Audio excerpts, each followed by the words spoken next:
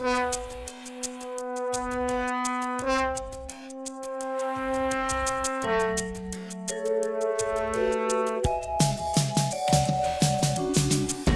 to Into the Unknown with Mike and John, Season 1, Episode 3.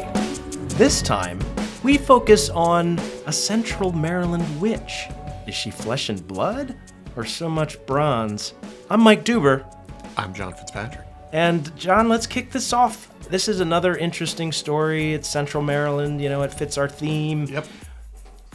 What are we talking about here? So, this story is a little bit complicated. Because if the listener were to search for the keywords Black Aggie and Maryland, the hits are going to appear. But the story that pops online ain't how you and I first encountered this story. It's almost like there are two threads here. I found the same thing. And I think they entwine. Yeah. And I'm a little... Ultimately, I was saddened by how the story that you'll encounter online has taken over again, in a sense, when I think that it's much richer than that. So instead of starting with that official / established legend, I think we should start with how you and I first encountered Yeah, her. let's do that. Okay, I'm glad That's you agree. the fun story. So like you said, not so fun. Black Aggie is a witch. Yeah.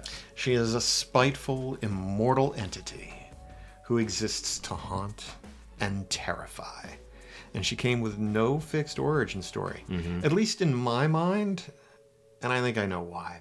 I imagined her as a colonial witch, a bentag trafficking with Satan.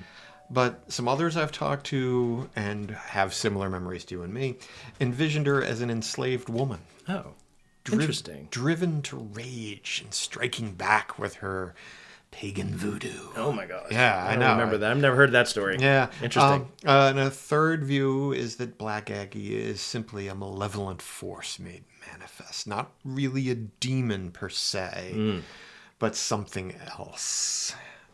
And while these three views didn't really make sense to me at first, I've discovered now they do relate back to some very traditional American views on witches that exist in history and folklore. And ultimately, the fact that they can't be reconciled made Black Aggie even more mysterious to me. So as you alluded, she lives, if you can call it that, in Central Maryland, always on the fringes of your neighborhood.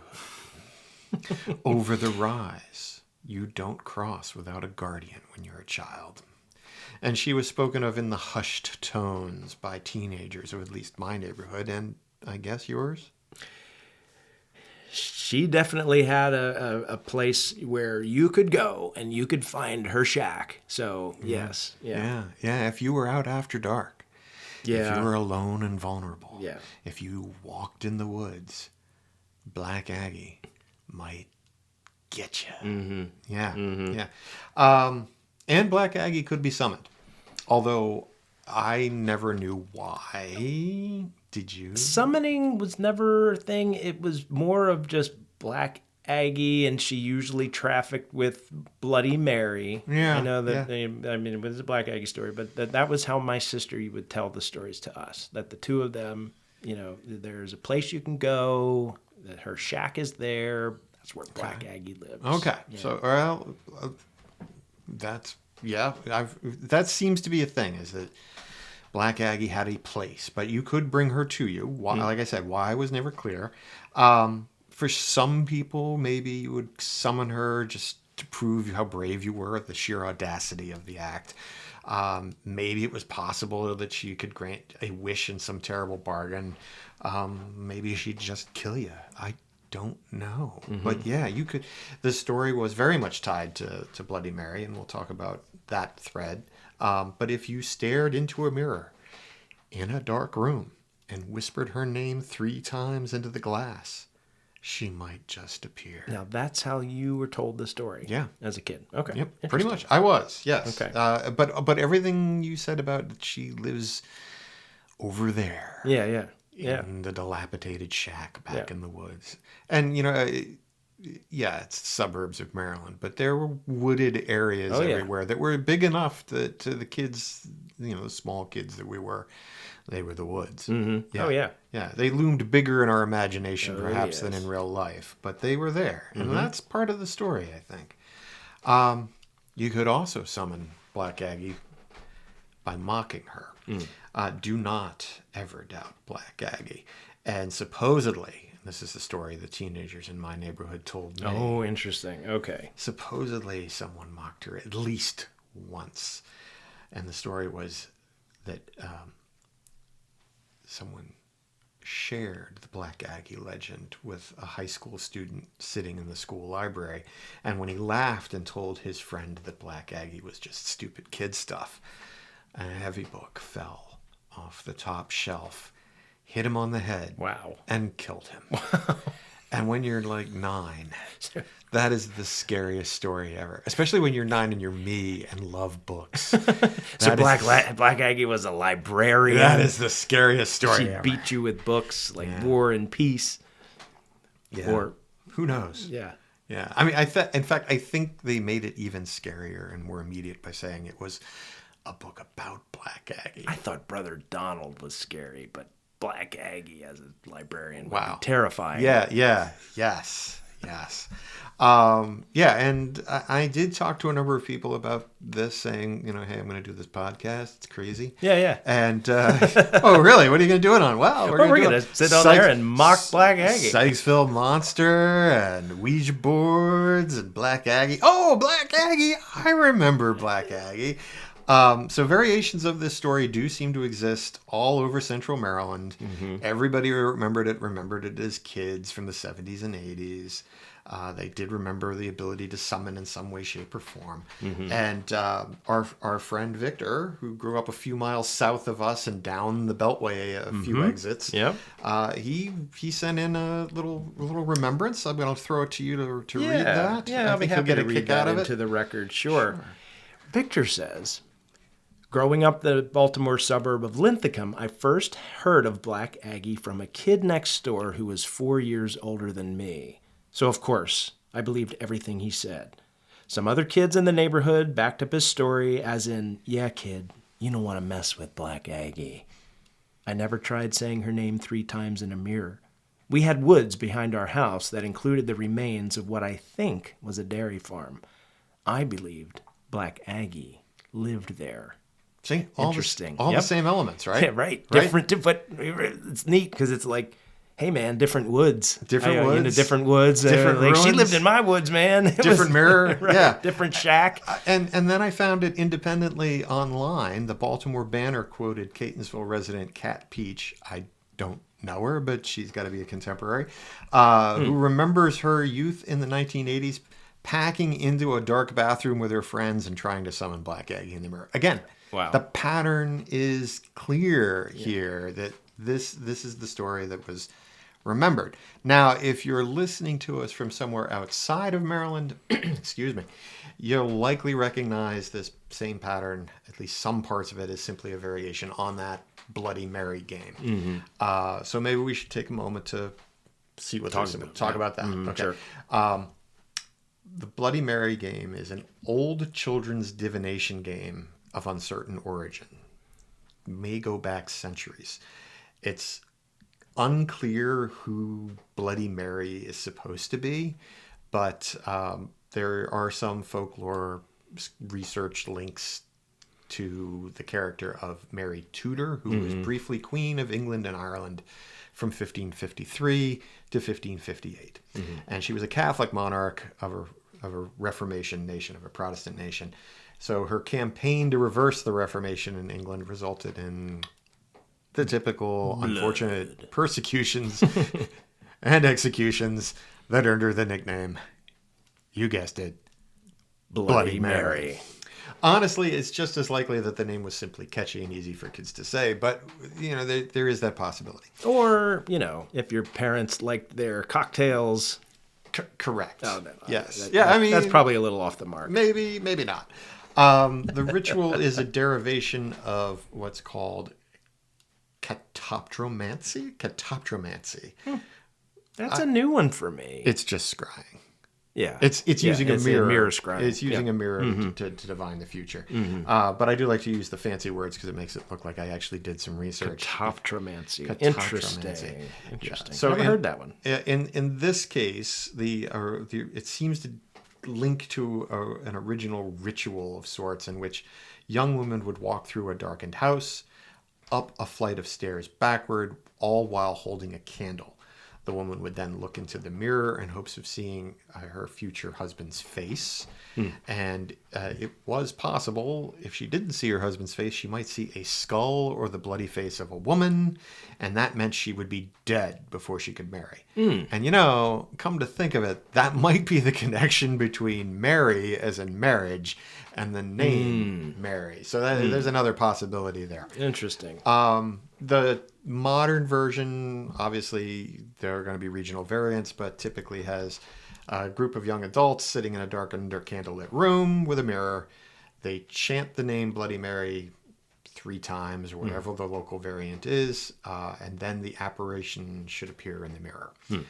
The vision may be blood-drenched, or the vision may scream at them, or it may curse at them. Or like propose marriage. Yeah. Marry me. I'm your betrothed. I'm the one now. Yeah. And it isn't. Larry? Yeah. It really isn't. I scry with mirrors. Sorry. Okay. I was just thinking back to that, okay. the walking backwards, and then you get to the mirror, and it's like, I'm sorry, either one of those results would be terrifying. Oh my God, it's Larry. I'm going to marry Larry. I'm just going to note. This week, for some reason, my office bullied us all into bringing in our prom pictures. Oh, and I remember being so desperate for a prom day that maybe I would have chanted Bloody Mary. I don't know. Maybe there's a repressed memory, John. It wasn't that bad. We'll have to regress you one day and see what actually happened. I looked at them. I said, "You think I went to prom?"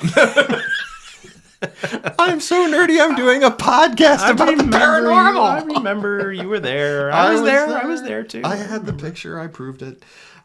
Anyway, having regional names like Black Aggie is also not that unusual. In some places, this game is called Hell Mary, or even Mary Worth, which I thought was one of those cartoons in the Sunday paper that nobody ever read. But wrong.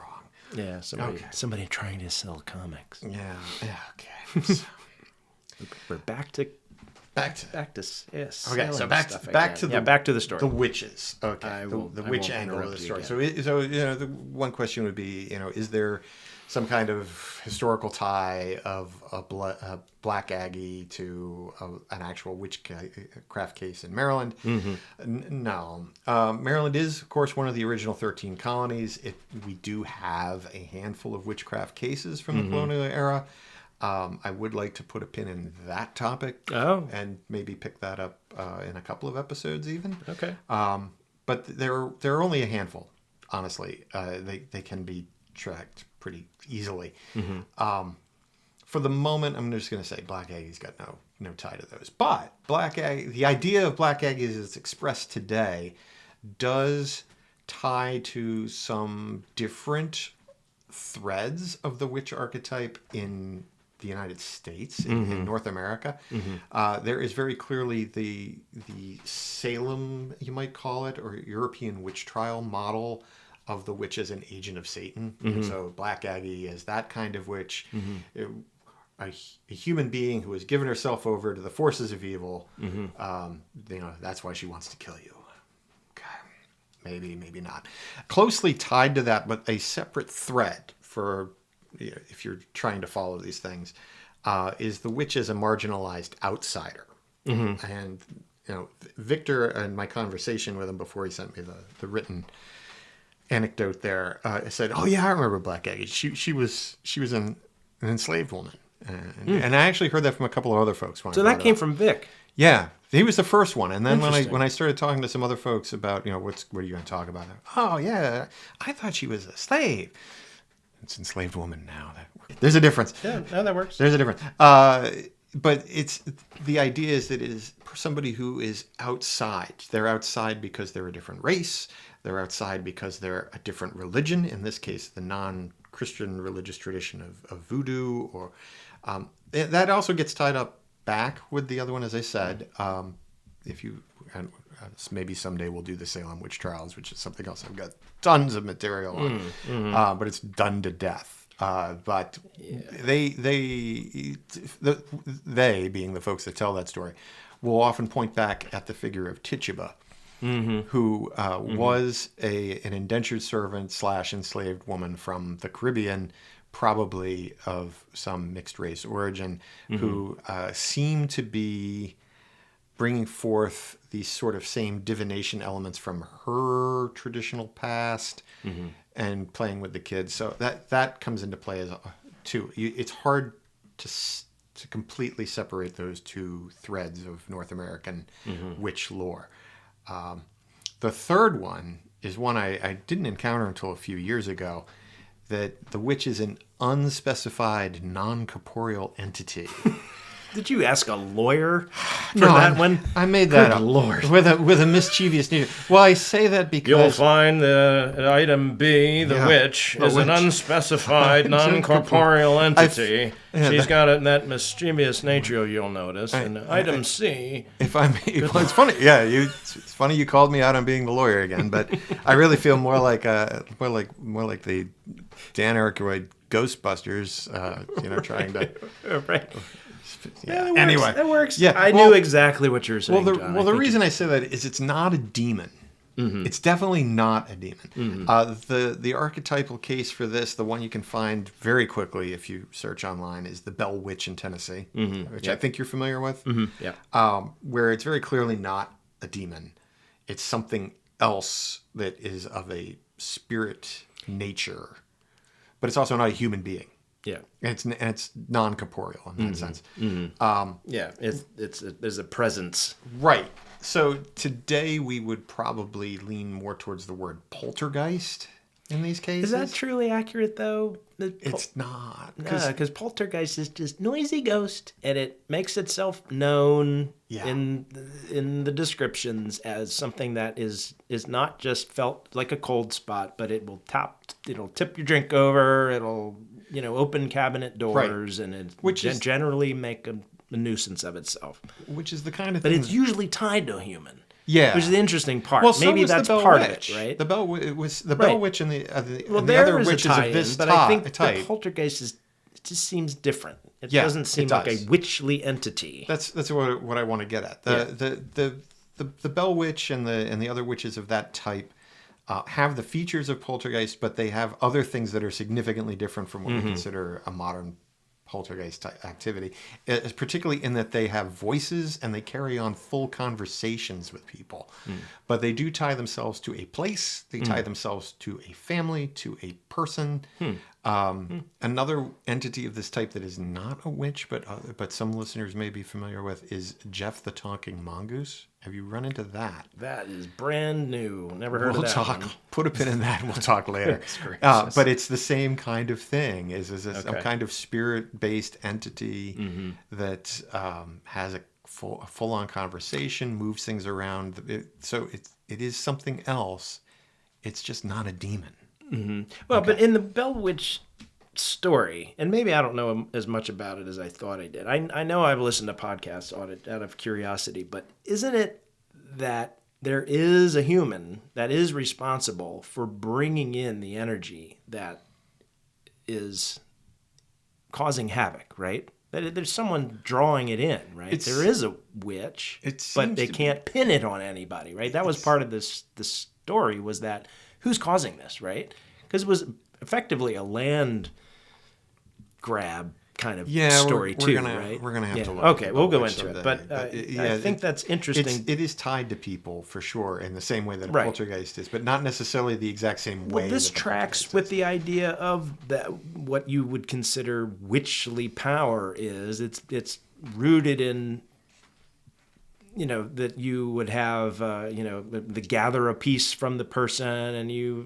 mix it with these minerals and this twig from this tree and so forth. Yeah. But it only has an emanating power of so far. Like, you bury this thing in their front yard, and then that draws in the negative forces, right? I mean, anyway, I'm just trying to. trying to separate all this out in my head. There's And I just think so maybe much to that's go into more with that. complicated. Yeah, than... we'll talk about the Bell You Witch. did say it was a complicated story. It is because it can go out in those directions, and I want to try to keep it tight. You do that. Keep All me right. on a short leash. All right. Threaten me with- All right. So why a witch? Well, witches are figures of, they're central figures to childhood when you stop and think about it. Wizard of Oz has a witch. The story of Hansel and Gretel. So many fairy tales. There's a witch involved. Snow White, and any version you see of that. Sleeping Beauty, and they are supposed to serve as figures that help children grapple with the emotions, processes of growing up, becoming more mature. And in that sense, Black Aggie is doing that in an even more active fashion than just listening to a story, by evoking this image, this generic archetype of a scary witch in a game. The purpose of the game is to help the child discern fantasy from reality. Oh, you're adjusting me. Thank you. Sorry. Thank you.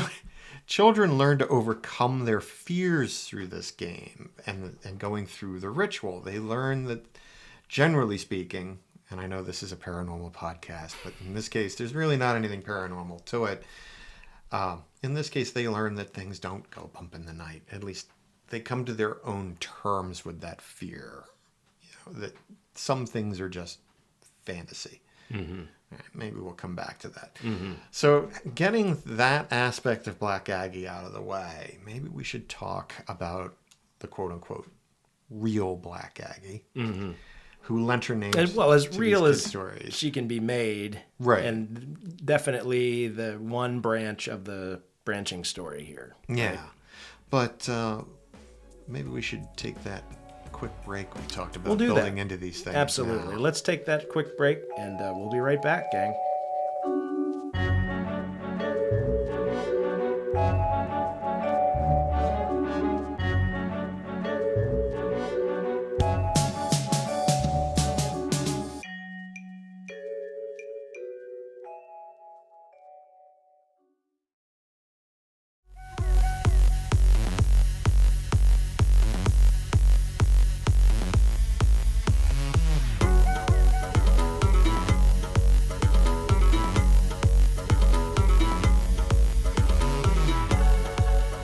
Is it the left branch or the right branch of this branching story, John, that we're going to go down now?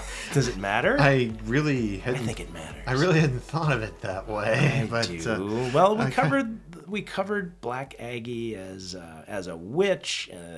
She's a story that the kids perpetuate, and it helps us grapple with growing up, and it's kind of like a movie where Ron Howard directs it, and I don't know how you want to think about it. I mean, if but then there's the other path, which is what? So this is the what you might call an official Black Aggie story. The one you're going to be able to find using your basic Google skills, and it's about a statue. Yeah. And the statue stood in the Druid Ridge Cemetery in the town of Pikesville, just outside Baltimore City, Maryland. It's a dark, if not completely black statue of a seated woman. She's dressed in a long, flowing robe with the hood pulled over her bowed head. And let me be absolutely clear, this is an actual thing, an artifact that you can, in fact, still visit today, although we'll get into that later. Mm-hmm. This is not a tall tale when I tell you the statue exists. Yeah. Okay. Mm-hmm. Yep. But there are a lot of stories about the statue, and they sometimes are contradictory. Sometimes they even mistake the statue. Well, again, we'll get to that.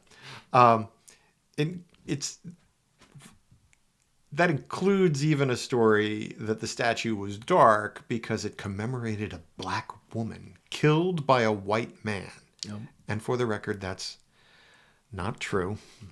And given the era it was erected around 1905, not likely even that. Sad but true. The thread that runs through most of these legends was that the statue would come to life under the right or wrong, depending on your point of view, circumstances. Mm-hmm. So if you sat in her lap at night, she might wrap her arms around you and crush you, or smother you to death in her shroud. Or maybe you would be lucky and only hear the beating of her heart.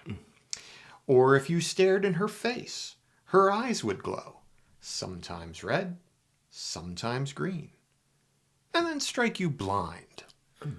Or perhaps the sight would stop your heart right then and there. Okay. For the record, yeah, I wouldn't. I would never. I was never up.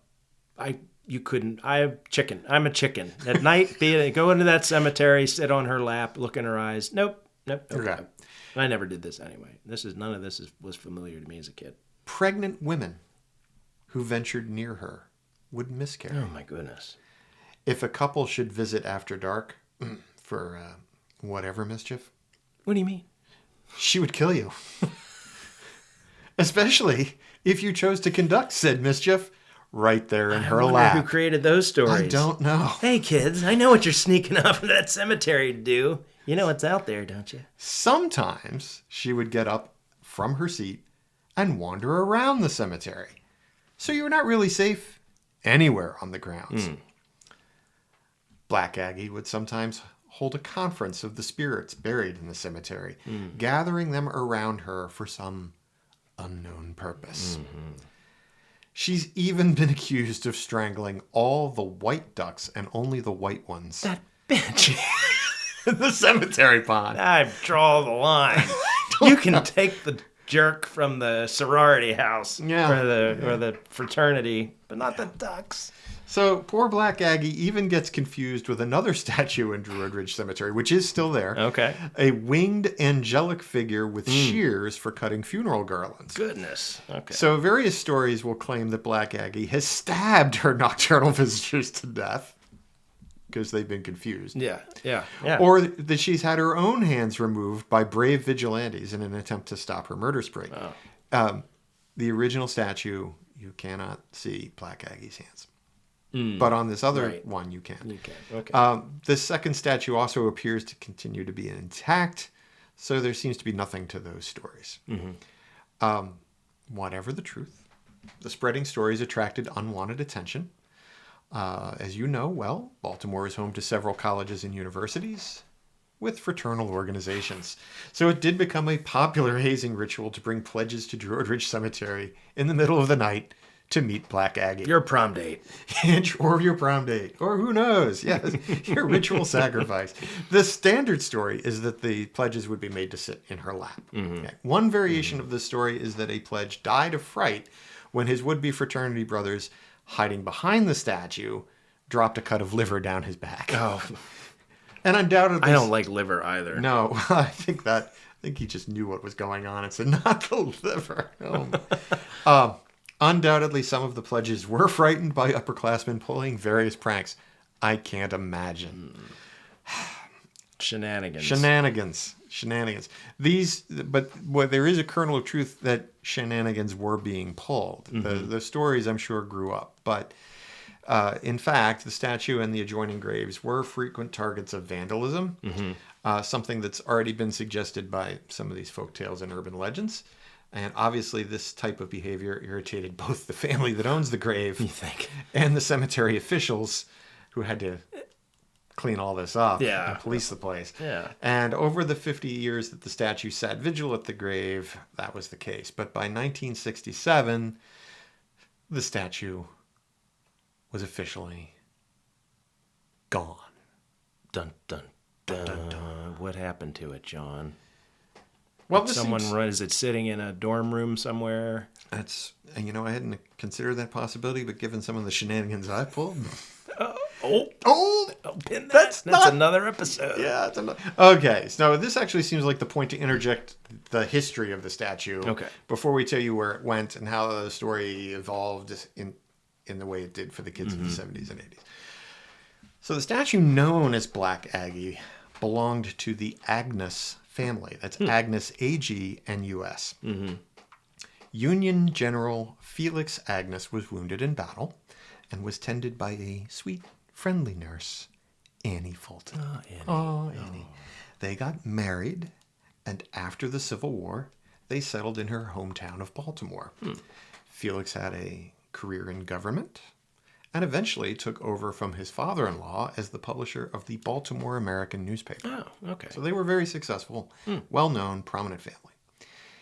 In 1905, Felix Agnes purchased the bronze statue from a local artist, Edward Posh, and had it placed on the family plot in Druid Ridge Cemetery. So that's when it first appeared on the plot. Okay.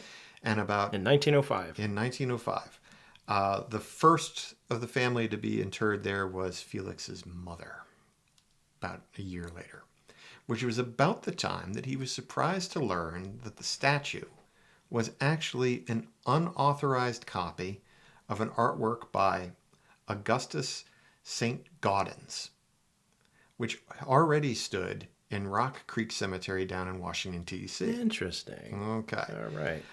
And this was known because the statue watched over the grave of Marion Adams, wife of Henry Adams, the grandson of President John Quincy Adams. So these are all famous, notable people, at least, in their various communities. So, the graves were a big deal, which is one reason why you put such a big statue on your grave, is to say, hey, my family, important. That's right. Important. We've got money to make faux copies of, Well, there was a whole thing there. I'm sure there was. But I didn't feel like going down the Ouija board route we went down with the lawsuits. But apparently Felix did sue the artist, saying, you told me this was an original work. You sold it to me for a premium based on the assumption it was your work. I knew you would work in a law story. I know. You sneaky lawyer. Sneaky. Yes. Who are the real monsters in these stories? You said it. Yep. All right, back to the question at hand. Where did the statue of Black Aggie go? Did she just get up and walk away, fully disgusted by the mistreatment she had received by so many of her admirers? Yes. Or no. No. No. She did not. She did not. She did not do that. She did not. She did not leave footprints. No, not even large. Five-toed ones. Yeah, three-toed. Did she have big balls? Yeah, who knows? It was under a shroud. It was under a shroud. Was she? Never mind. The Agnes family decided after all this hullabaloo, in consultation with the cemetery, that they all decided that enough was enough, and they quietly donated the statue to your favorite place, the Smithsonian Institution, in 1967. Used to like that magazine. Yeah, and in fact, the statue disappeared into the vaults with the Ark of the Covenant and the giant bones and who knows what else. Right. The statue disappeared into the vaults for a while, but apparently she quietly resurfaced in 1987. After being dragged from the bottom of the river? Well, I don't know, but the statue was transferred from the Smithsonian to the General Services Administration, which handles much of the facilities and grounds management of federal property in D.C. And it's unclear where she first was set, but they can trace that there was some place. And now Black Aggie can be found in the courtyard shared by the Dolly Madison House and the U.S. Court of Federal Claims in downtown D.C. And she went unrecognized as her fearsome self until 1996. So she sat from 87 to 96. Wow, and nobody really knew. like, oh, hey, I used to sit on her lap and hear her heartbeat and get drunk. I heard somebody's heart beating. Ew. Yeah, ew. Because in 96, a Baltimore reporter named Shara Turjung managed to go back and do the primary document research and follow the trail to reveal the location. So this courtyard is open to the public Monday through Friday, 8 a.m. to 6 p.m. If you enter the courtyard from nearby Lafayette Square, so this is not far from the White House either, the statue will actually be on your left and down a few stairs. If you enter from H Street, the statue will be on your right as you walk down a breezeway toward a fountain. And I hear that many people happily fill the courtyard on nice days to eat lunch. Some of them sitting right next to Black Aggie. Wow. And has there been any disturbance? No. Not a 1. Not. That's disappointing. So that Well, maybe it's not. is it not? I mean, finally she's happy. Maybe she's not grief. Yeah. Because supposedly that was what the story was. Or that's what the original statue was known as, was grief. I left that out because it's not an official name. But yeah, everybody knew it as grief. So now she's not grieving. She's out enjoying the sun with all these people. So that brings us to the question of, is that the real Black Aggie story? Not is that the real Black Aggie? Not is that the real story? Is it the real Black Aggie? And I'm going to suggest no. Okay. I don't think we should just write off the kids' stories about the witches appearing in the mirror. I'd really caution against that because that's not how folklore works. Certainly there's a modern appeal. There's an appeal to us at our ages now of finding the official story and sticking with it and saying, that's the one. That's the story that matters. Only the statue is Black Aggie. But if you do that, you're really ignoring the power and appeal of urban legend, of folklore, of the way the stories tie together. You can't even say, well, they're just two different Black Aggies. I don't think that's fair. The two do tie together. The statue and the summoned witch are entwined, even enthralled by the name. And you've got to imagine, if this helps to sort of tie the two together, imagine the emotional impact first felt by the frat boys who spent hours, if not days, telling their pledges, stories that we're going to take you to the graveyard, you're going to sit in the lap of the statue, and it might come to life, and especially if you've been bad or it finds you unworthy, blah. And then you get there that night with your pledges, and it's gone. That's gone. Imagine that. And if you go and look at the picture of the plinth that it sat on, it's like ripped from the concrete. Yeah. I mean, you've still got the connecting stuff in the. So when the frat boys get there, they look and go, "Oh, where is it?" I mean, that's got to be it's wandering around. That's got to be a shock. I mean, yes, they're college kids; they'll probably figure it out pretty quickly. Something fun to do instead. That it didn't. Yeah, something fun to do. They'll probably figure out pretty quick that the statue did not get up and walk away. But you've just told all the kids that, and now you're like, oh, wait. I can imagine the impact, and frankly, the impact is pretty cool. Right. When you get there, and it's like, you see? Yeah, hopefully somebody was in your dorm room closet. Yeah. And that's the other thing is, in any case, why should it just be the college kids who have the fun? How are the high school kids? We were mobile, but not every high school kid was mobile especially during the time that the statue was there. Right. Or even the younger ones. How are they supposed to get to Druid Ridge Cemetery? And these are good stories. The statue comes to life. The statue's scary. Once the statue is gone, why should the fun end for anyone? So that removal opened up a whole world of possibilities. And those possibilities became the stories you and I grew up with. And it's a chance for young people to create these new rituals around growing up and maturing and throwing off the trappings of childhood and fantasy. So it's no wonder to me that the story evolved and got liberated from solely being attached to the statue. In fact, the evolution introduces a whole new level of mystery and uncertainty to the story when you start to talk about, well, what kind of witch is this? And everybody's going to have to make that up on their own as they go along, and clearly did. So in a way, publicly defining Black Aggie renders her irrelevant, which I don't think is fair. The whole point is for each of us as individuals to wrestle with the story and the ambiguity of real and fantasy, so that we can put it behind us on our own terms. Interesting. I like that's an interesting way to apprehend this story. Yeah.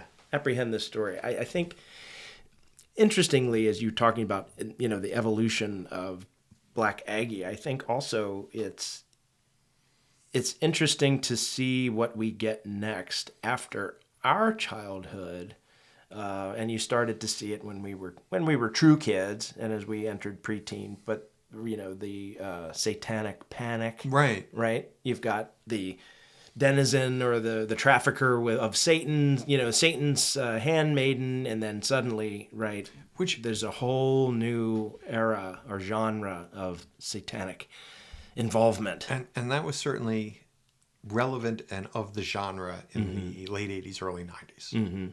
Certainly. It's sort of my fear that the internet is going to define this solely as the statue now, because we can trace that, and we've got the articles and the pictures and the directions, and it's just the statue. When I mentioned this to my daughter, she had nothing. There was no frame of reference, which I thought was kind of sad. Are any kids getting I don't know these stories? I don't know, but that's one reason why I wanted to do this story. Right. Was to bring up those other aspects. Well, I think we've strayed in this direction before with Slender Man is an online, I don't know if you call it a meme, but it's, well, wait a minute. Slender Man has, it's got narrative, right? There's narrative stories about it, right? Yeah, so there's a story behind it. I think there's a movie behind it, I think. I'm afraid I don't know, but it has taken on a life of its own. Yeah. Right? In a similar way. And it engages with kids in very odd ways using social media talk about the evolution, right? You've gone from, you're in the woods with your friends because they're neighborhood kids, that you go in the woods behind the neighborhood houses, and how better to scare the hell out of each other than taking some of these stories that we've been handed down. And the Slender Man. So I didn't know you were going to go down this particular trail, so I don't have all my information. Yeah, it's all right. We can pin in front that of me. too. But it has a creator, somebody with a name that can be searched online. I suppose I could do that now if I really wanted to, but. Actually not, because I'm not connected to the internet. But in any event, there is a person who's known to have created Slender Man. And then from there, he sort of unleashed it on the interwebs, and others have worked with the character and turned into a whole mythology, which is also metastasized into something as severe as two young women committing an attempted murder. In his name. Yeah, right. Because some of those same features about Black Aggie. Black Aggie lives in the woods. Which woods? Whichever woods are near me. Where does Slender Man live? In the woods. Which woods? Whichever woods are near me. Yeah, it doesn't matter. Your choice. These are.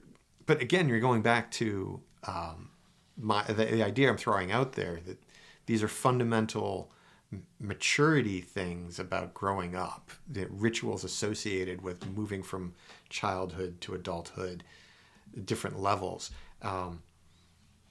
The girls didn't make that break. They bought into this fantasy element for whatever reason wholeheartedly at that moment in their lives. Well, and they were young. It makes you think, right? Back in the day when you and I were kids, and probably neighborhoods not that far apart, but it may as well have been thousands of miles, because we're not gonna interact, right?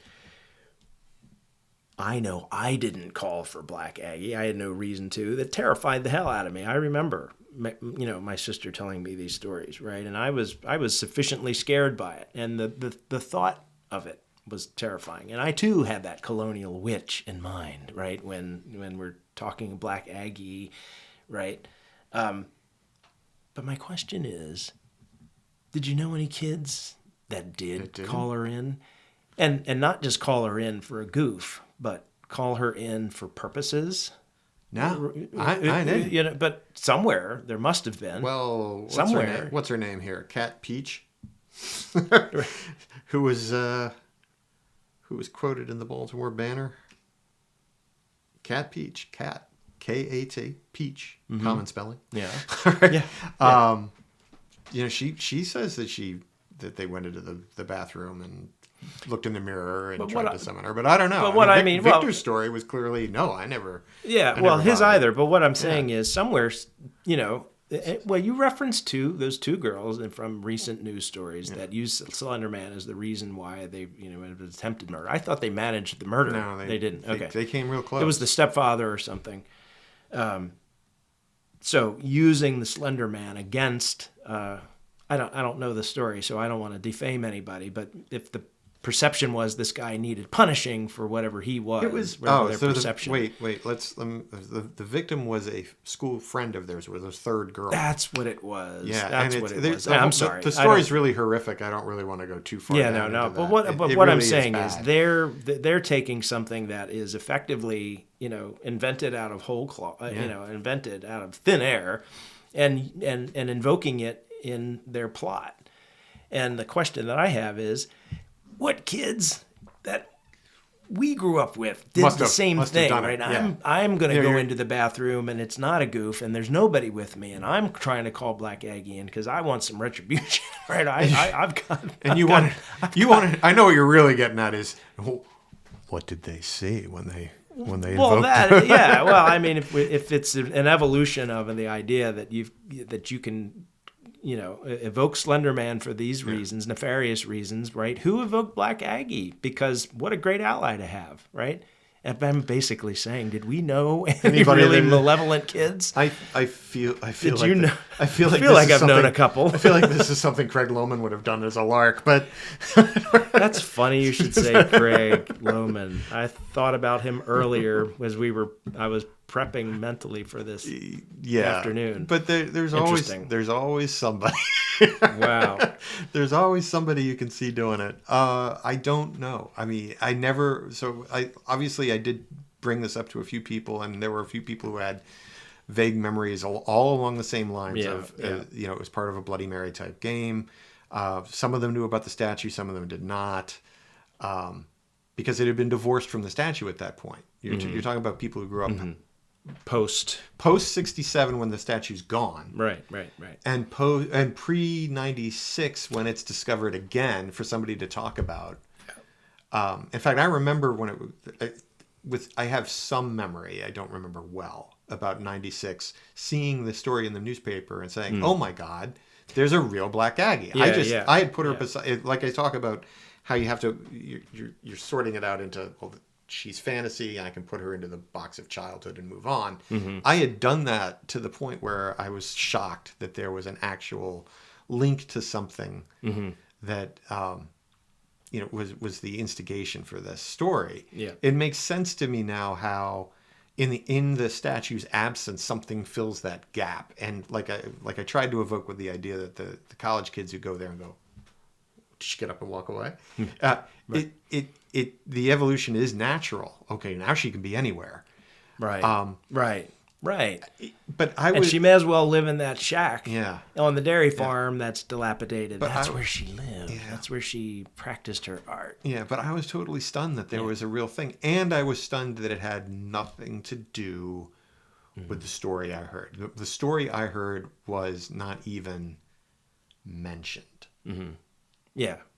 It was all about the statue coming to life and strangling people. And I'm okay. Interestingly, though, it does, and I've been batting around this memory, but there is a extremely similar story, no surprise, right? And we've talked about this a little bit before we started, that there was another town, apparently, that this idea has sprung up in this other town that you were mentioning.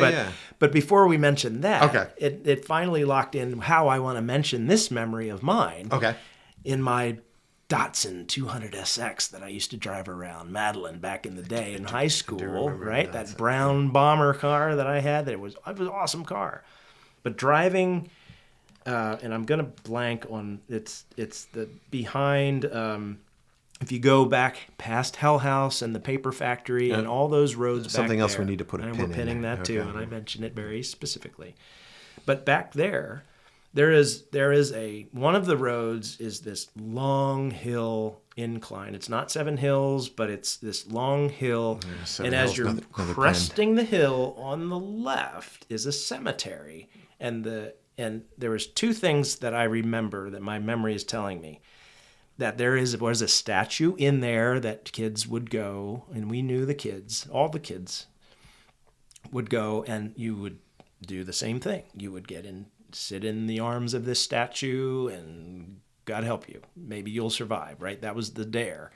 The other thing was, as you were driving up the road, and I'll have to go and look and see to remind myself and maybe tell about it in another podcast, is you could look through the gate and you could see the tomb of a kid who was our age that had somehow died. I don't remember. But if you drive up the road, you look into the gate and you would be shown the tomb of a kid that died. And I remember that, and I don't ever remember who that kid was. I didn't know the kid, but again, it was one of those, kids dying stories. We had some tragic ones that we recall growing up, like falling in those park areas, falling from high heights and so forth. But 2 memories there. But I thought the interesting one was the one with there is a statue in that cemetery. And when I had first heard the story of Black Aggie, I thought, well, is it tied to that cemetery? It turns out, obviously, it wasn't. But you can see how these stories get up and walk away, and they land in other places. So yes, and I don't think there are any elements of the story that are unique solely to Baltimore. I'm sure there are any number of places, and you're right. I just recently discovered on a trip that the cemetery in the village of Sleepy Hollow, which is a borough of Tarrytown, New York. And yes, this is that Sleepy Hollow. Mm-hmm. And it is that cemetery. If you go to the cemetery, you can see the gravestones with names of the characters from the legend of Sleepy Hollow with the Headless Horseman. Like Katrina Van Tassel's there. Her parents are both there. Brom, the guy who's at odds with Ichabod Crane. I can't remember his last name, but Brom Bones. Brom Bones. Yes. Thank you. He's there as well. Ichabod is not, because he got chased out of town. Yeah. But right. Washington Irving picked all these. This is a very famous cemetery. It's a very large cemetery. It's a very beautiful cemetery. But they have a similar legend about a similar statue. As I mentioned, these are prominent families. They have money. They have every inclination, every reason to promote that even onward into death by saying, "Here is my giant mausoleum. Can't take it with me. But I can. I can try. Here's my statue. I tried. It's got wedged in the ground here." So in Sleepy Hollow Cemetery, there is a statue that is exactly situated like Black Aggie was. It is a life-size, slightly larger maybe, bronze woman called the Bronze Lady that sits in vigil at the mausoleum looking at the family crypt, which is exactly the way that Black Aggie sat. Mm-hmm. Same thing. Other coincidental things. Where is it? It was also a copy of another statue, not the original. And like I mentioned, the Black Aggie's original was supposedly referred to as Grief. In fact, the Bronze Lady's original statue is named Grief, but by a completely different artist. Because when I found out about this, I was doing the research for this, and of course I did do the cross-referencing to make sure. I was like, wait a minute, are they all the same statue? Because these things are exactly the same. The Bronze Lady has all the same statue stories, not the witch ones, but the statue stories about how if you disrespect it, it will strike you dead, it will curse you, it will bring you bad luck, it will come to life. If you sit in its lap, it might smother you, it might hug you to death. The only significant deviation that I thought was interesting was slapping the statue. Oh my goodness. Was prominent, which did not get mentioned at all with Black Aggie. So that while I could see abusing Black Aggie any number of ways over slapping the years it with frat boys, it was just weird to me that the Bronze Lady statue in Tarrytown had the "don't slap it. If you slap it, it will curse you with bad luck." Can you believe my bad luck? Well, what happened? Well, I abused Black Aggie. Oh, really? Oh my gosh, that's horrible. Yeah. I mean, how did she punish you? She broke my fingers. What did you do? I slapped her. Because I punched the Because I'm bronze statue. stupid enough to slap the statue. And then my fingers broke. Yeah. Yikes. Yeah. So I don't think these stories are unusual, but again, that goes back to they are about rituals bringing at various stages, the bringing people out of childhood to adulthood. Yeah. And they're that common and that archetypal that they will arise, maybe not spontaneously, but if out of the same cultural mud. Yeah. Primordial mud. Primordial ooze is what I was thinking. Where there was the amoeba and then Black Aggie. And they were wrestling around, and But these are not unusual stories in that sense. And if this does go out to somebody far away from the East Coast, right in, they're likely to say, "Oh, those stories are very familiar." How far and wide? Let's see how far away we can get a Black Aggie story. I'm thinking it'll be like Eastern Shore, Ocean City. Yeah, maybe. Or Richmond or something like that. But I'll bet there are other stories that are similar. This does, and it's funny because it does have something of a Southern Gothic feel to it. So it's interesting that the first place I found a second set of similarity legends is New York. Interesting. But it does have that feel, doesn't it? It does. Well, I would have thought if you had said, where else would you find this story? Richmond. I would have said Savannah or New Orleans. Yeah. But someplace it's got a lot of statues and graveyards. Exactly. And that Gothic feel to it. So maybe, next time you're traveling somewhere out of state, either north or south or west or wherever you go, maybe we should ask about Black Aggie and see if we can start pinning it down. That would be interesting to see dots on a map to see where the stories end and how far they go. But for now, we'll just have to consider it unknown, and we'll investigate it as we go. Unknown. It's unknown. So, you know what else is unknown? What we're doing next? Yeah. That's not true. You have a thought. I do. I'm thinking of a project. It's the Howard Lodge, and it's very nearby Sykesville. It's been covered in different media, but I think it's worth looking at. So I'm going to dig in there, and next time it'll be my research. So I will pitch in with my research this time. You've been doing a great job. I'm going to put some of that, lift some of that load. Oh, thank you. That'll give me some time to delve deeply into a few other thoughts I've got. There you go. Any hints? Well, I want to do something with UFOs. Oh, no. Because we haven't. I was wondering when that was going to come up. We haven't touched on them yet. Yep, haven't touched upon them. I'm looking at another one that is. It's more historical ultimately, but it's paranormal adjacent because I'm looking into black helicopters over Maryland. Interesting. Yeah. That's almost what actually came to mind were the Men in Black. So it sounds like an adjacent topic, but yeah, I'll just say that back in the early '90s when I was in college, I saw some I literally saw black helicopters. Yes, it was at night, and they turned their lights out, which is really unusual. But when you look into the history of the area, it makes some sense, but it's totally, and it's not even really conspiratorial. It's more historical, but it is such a fascinating history. Interesting. Well, I'll look forward to that. It's worth an hour. I'm thinking Camp David. Yes, absolutely. I'm thinking Camp David. Oh, absolutely.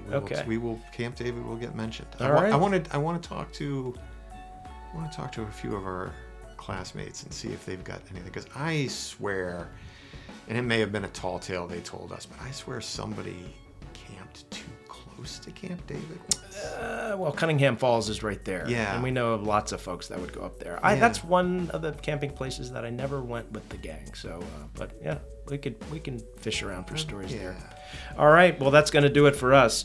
Thanks for joining. And boy, we could be at Camp David. We're going to be looking at a bunch of other things, including Howard Lodge. So join us for those episodes coming up. And remember, if you want to go into the unknown, but you just don't have the time, we're doing it for you. Spend it with us. Yeah, spend it with us. All right. See you next time, gang. Thanks for joining.